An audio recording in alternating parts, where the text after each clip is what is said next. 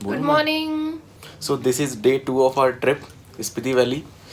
और कल हम शिमला पहुंच गए थे। अभी हम स्टार्ट कर रहे हैं कल्पा के लिए और हम सब एकदम रेडी हो चुके हैं। रूम हमें जिस हालत में दिया गया था हमने उसी हालत में इसको कर दिया है, एकदम नीट एंड क्लीन। और टाइम अभी हो रहा है ऑलमोस्ट 7:40 हो रहे हैं।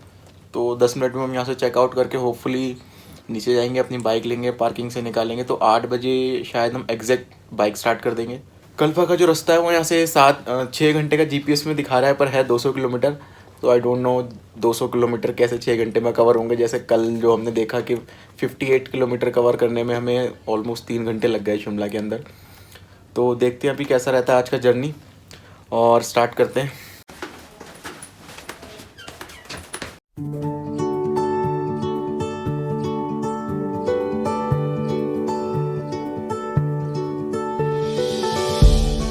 ये वो रास्ता है जहाँ से हम सुबह नहीं सॉरी रात को ऊपर चढ़ के आए थे। वो भैया जो हमें पार्किंग से होटल तक लेके गए थे। और बहुत ऊंचा था, बहुत बहुत बहुत ऊंचा।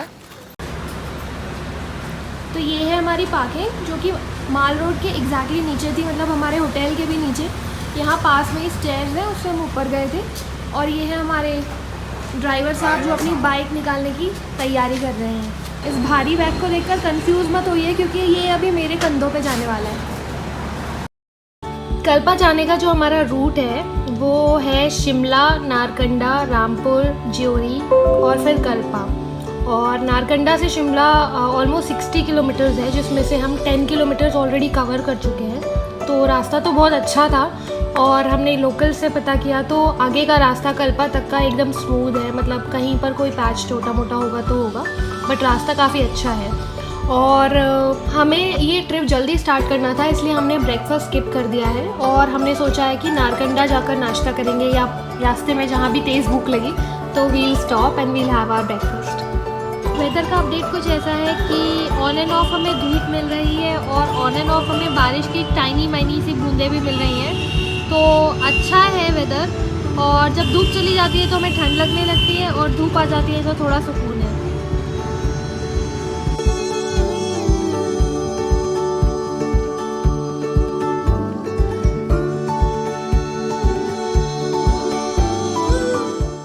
चाय पी के हमने अपना जर्नी दोबारा स्टार्ट कर लिया है और यहाँ से 30 किलोमीटर्स है नारकंडा अभी भी।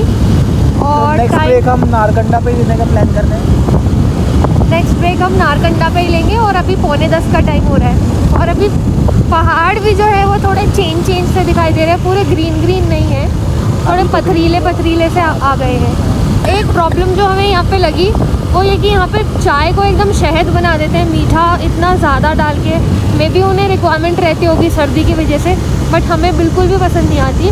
तो हमने बस चाय और फ़ैन और एक क्रीम रोल ही लिया था। So that's all for the breakfast. अभी नारकंडा पहुँच के हम एक और ब्रेक लेंगे, वहाँ पे देखते हैं कुछ खाने पीने का ऑप्शन। एप्पल ट्रीज यहाँ पे हो रही है एप्पल्स की फार्मिंग।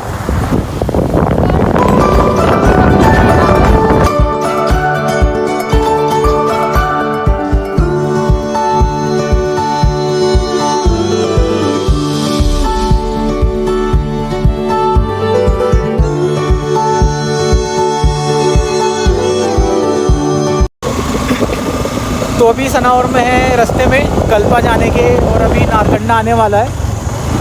और अभी इस रोड पे चलने का सबसे अच्छा फ़ायदा ये है कि जो टूरिस्ट है वो बिल्कुल ख़त्म हो चुके हैं। शिमला के बाद से ये रास्ता बिल्कुल खाली है अभी तक। तो जितना हमने ऑलमोस्ट 40 किलोमीटर तो कवर कर ही लिया है। सिर्फ लोकल लोग ही हैं जो जा रहे हैं बसेज़ में या फिर कोई एक आधा गाड़ी दिख जाती है, अदरवाइज़ टूरिस्ट है नहीं। तो यहाँ पे बाइक चलाने में बहुत मज़ा आ रहा है।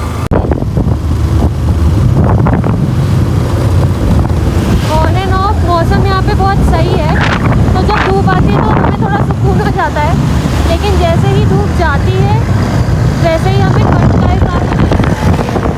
और मेनली ये जो व्यूज़ हैं ये बहुत अच्छे लग रहे हैं, मतलब कि पुराने वाले व्यूज़ से ज़्यादा बेटर है। ओह, सारे के सारे जो टेम्पो हमें और जो ट्रक्स दिख रहे हैं साइड में खड़े हुए, सब एप्पल से भरे हुए हैं, एप्पल्स की बोरियों से। और हमें बस थोड़ी सी जो टेंशन हो रही है वो इसे लेकर कि आसमान में अब थोड़े बादल दिखने लगे हैं, काले बादल। और अगर बारिश हो गई तो हम कल की तरह लेट हो जाएंगे, जो कि हम होना नहीं चाहते हैं, बिकॉज इट्स वेरी रिस्की। और फिर एकोमोडेशन में भी कॉम्प्रोमाइज़ करना पड़ता है। तो हम ट्राई कर रहे हैं कि हम जल्द से जल्द पहुँचे अपने डेस्टिनेशन।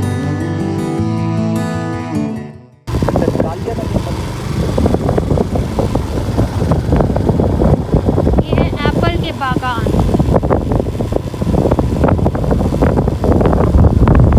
और यहाँ पे हमें बहुत सारे ट्रक्स मिले जिनमें एप्पल्स की और लोडिंग और पैकिंग हो रही थी। बोरे के बोरे में, गट्टों में एप्पल्स भर भर के एकदम।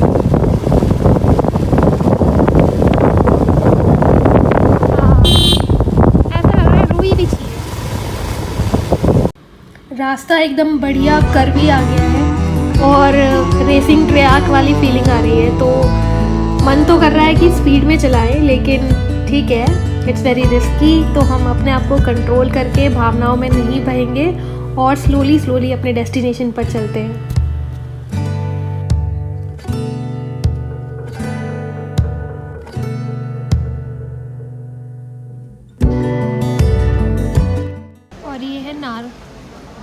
और ये है नारकंडा का एक छोटा सा मार्केट, जहाँ पे खाने पीने के उतने ज़्यादा ऑप्शंस हैं नहीं। बट हमने ब्रेक ले लिया है, अभी कुछ 11 बजे है, क्योंकि हम बहुत ही थक गए हैं, मतलब पैरों को सीधा करने के लिए और मोरोवर वॉशरूम के लिए। अभी हमने नारकंडा से आगे की जर्नी स्टार्ट की है। ये नारकंडा बहुत छोटी सी जगह है, हार्डली 20-30 घर होंगे और उन्हीं ने अपनी दुकानें मेन रोड पे बना रखी हैं।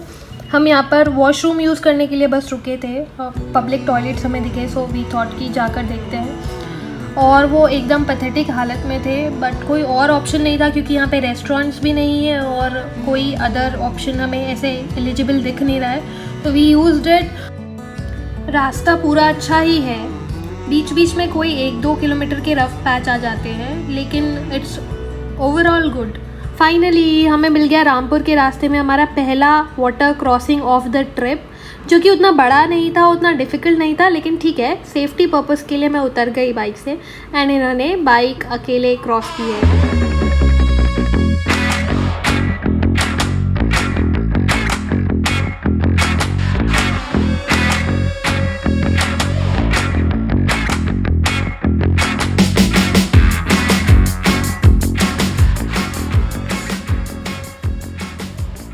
कल्पा जाने के रास्ते का सबसे यूनिक पहाड़ वाला रास्ता। मुझे तो ये केव के जैसा लग रहा है कि केव के अंदर से कटिंग करके रास्ता बनाया गया है, बट इनको लग रहा है कि अम्ब्रेला है। सो बड़ा ही प्यारा लग रहा है, एकदम यूनिक सा रास्ता है और इसको अगर आप नेकेड आइज से देखेंगे तो ये और ज़्यादा खूबसूरत लगेगा।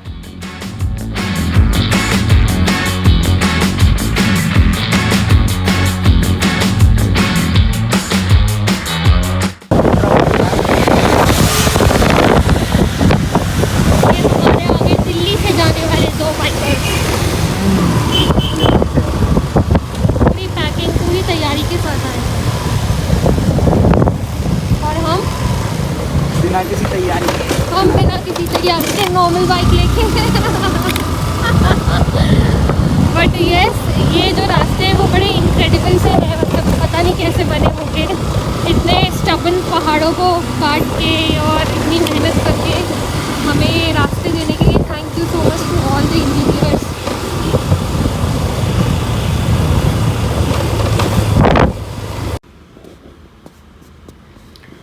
जो लैंडस्केप, जो व्यूज़ अभी इस टाइम पर हमें मिल रहे हैं वो अभी तक के बेस्ट व्यूज़ हैं। इनफैक्ट अभी तक हमने और भी लोकेशंस पे ऐसे कोई व्यूज़ नहीं देखे। Look at them.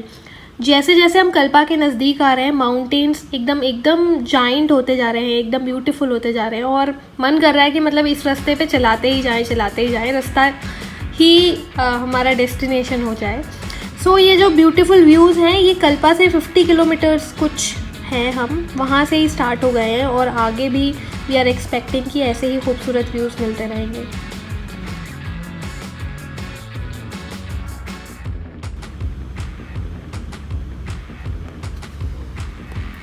और अब हम आ गए दोबारा से एक रेसिंग ट्रैक वाले रास्ते पर, जहाँ पर मोटरसाइकिलिंग का एक्सपीरियंस एकदम बढ़िया आ रहा है। You must once in your life visit these roads.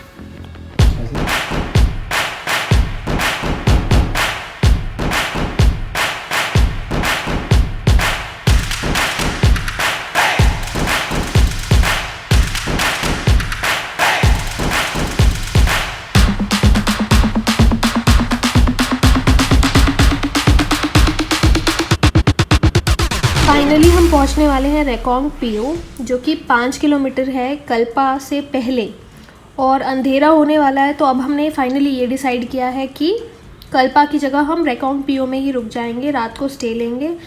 और थोड़ा सा दुख लग रहा है कि हम पहुंच नहीं पाए कल्पा टाइम पे।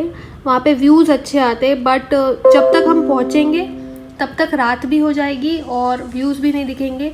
सो हम रिस्क ना लेते हुए यहीं पर रुकने वाले हैं।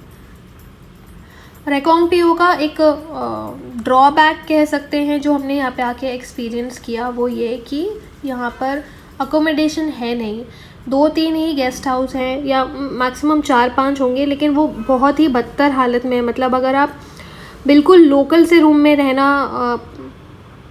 एडजस्ट कर सकते हैं तो ठीक है। आज सुबह मैंने इनसे कहा था कि हम SPF 50 की सनस्क्रीन लेकर आए, प्लीज़ यूज़ कर लो। मैंने की है, मतलब मेरे हाथों का कलर फेड हुआ है, मतलब हथेलियों का, क्योंकि ऊपर तक तो स्लीव्स थी तो इतना पोर्शन ब्लैक हो गया है, लेकिन इनके हाथ बिल्कुल जल गए। Please show them.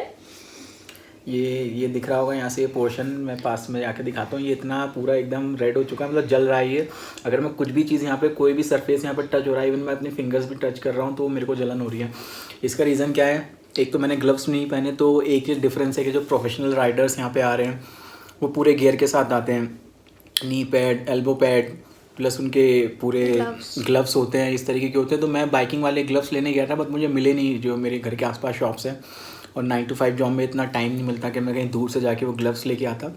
तो ये एक डिफरेंस है। अगर आप हमारी तरह जो लोग, हम ये रेगुलरली ये बाइक ट्रिप्स नहीं करते हैं, तो हमारे पास ये सारी चीज़ें नहीं हैं।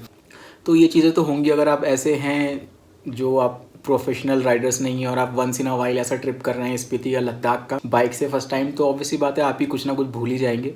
तो मेरे साथ भी वही हुआ। ये ग्लव्स मैंने इग्नोर कर दिए कि चलो ठीक है, मुझे लगा बाइक चला लूँगा, बट अभी मुझे लग रहा है उससे काफ़ी दिक्कत है। बट ठीक है, अभी कल मैं देखता हूँ अगर यहाँ से ग्लव्स मिले तो मैं परचेज़ कर लूँगा, अदरवाइज़ तो ऐसे ही काम चलाना पड़ेगा कुछ ना कुछ स्प्रे लगाने के बाद। तो आज का दिन करते हैं यहाँ पे ख़त्म, और सुबह हम जाएंगे नाको का जो GPS रास्ता बता रहा है वो 3-3.5 घंटे का है, बट हम 5 आवर्स लेके चल रहे हैं। राइट। और नाको में बहुत सारे पॉइंट्स हैं अच्छे देखने के लिए, तो वो हम जाके देखेंगे कल।